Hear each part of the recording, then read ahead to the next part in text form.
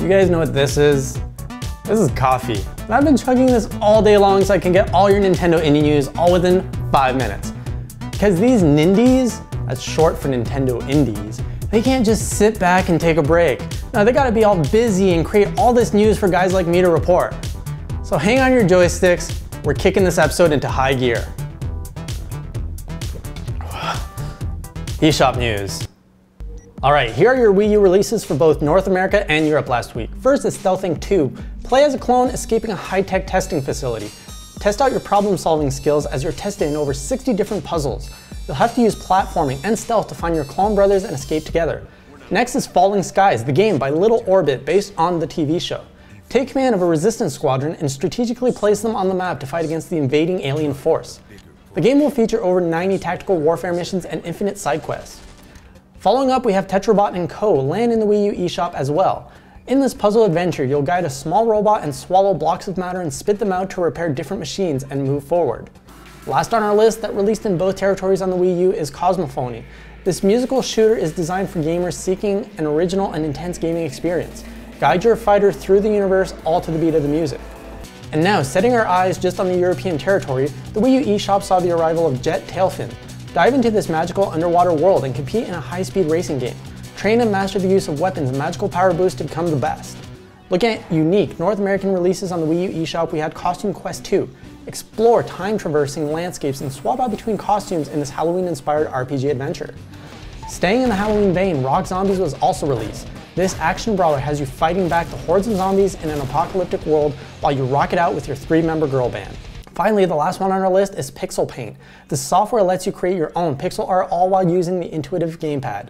If you're looking to add that extra retro flair in your artwork, this game will certainly help. Moving over to the 3DS eShop, both regions saw the arrival of Zombie Panic and Wonderland DX. Shoot down tons of zombies in all sorts of settings in this remake of the original WiiWare game.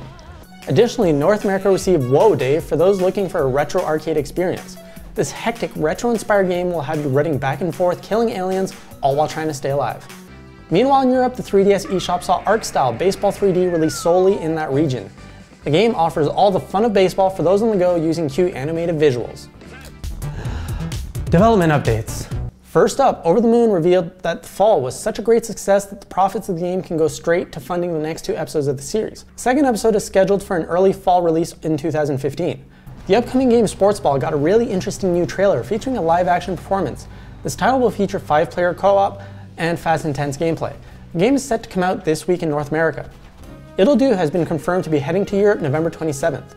The game will also come with a major update which includes the support of off-TV play on the gamepad. Additionally, the developers have shared that the game has already sold over 100,000 copies, making the game their biggest success to date. The developer behind Mighty No. 9 raised some eyebrows last week by seeking an additional $190,000 from supporters to develop DLC content for the upcoming Mighty No. 9. The DLC would include a new boss as well as a new level. New projects. Starting us off is developer Michael Todd revealing his game Electronic Superjoy Groove City is coming to the Wii U. The game is a difficult platformer in a bright setting surrounded by an amazing soundtrack. You'll guide the main character in his quest to reclaim the stolen laser nipples. In a quick reveal, RC Maniacs also confirmed Spiky Walls 2 will be heading to the Wii U next year. No word yet on what we can expect from the sequel to the original Spiky Walls. Moving Player announced a new console adaptation via their export program, this time bringing Raku's adventure to the Wii U. In this romantic game, you'll play as the not-so-smart Raku who leaves his home to search for that special someone while picking flowers along the way. Here's a game that's great for multiplayer chaos. Runbow by 13am Games is heading exclusively to Wii U. In this hectic game, get ready for some 9-player local multiplayer as you compete in a crazy foot race. Once again, a new Minecraft-like game has surfaced for the 3DS titled Cube Creator 3D. The game being developed by Big John Games will include several game modes such as survival and creative modes. The game is aiming for a 2015 release, but a demo is said to be coming to the eShop this December. Nexus Games has revealed Glow Game Studios' new project Dungeons & Robots for the Wii U. This top-down 3D dungeon crawler has you controlling a robot which you customize to your own liking. Then explore the dungeons and fight mages, orcs, and demons to level up several areas of your robot, such as health, speed, damage, and defense, and more. Kickstarters. First up, the developer Qubit is raising funds for their next game, Holobunnies. This side-scrolling, exploration-based action game is set in the bizarre world of Pandemonium. The game gives you control of a bunny with a jetpack that has a finite amount of fuel. The game is set to include a brutal level of difficulty as well as support 2-player co-op.